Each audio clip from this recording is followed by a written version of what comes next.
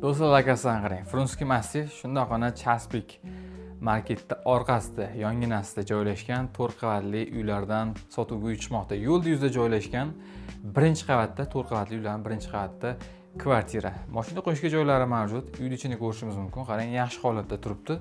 Remontlari yangidek turibdi, ko'rishingiz mumkin. Uyda faqatgina bu yerda mana televizor bilan pastavkasi chiqib ketadi, qolgan hamma narsalari qoldiriladi. Gilam parda, yotoq o'rinlari. Bu tomonda verandasi joylashgan.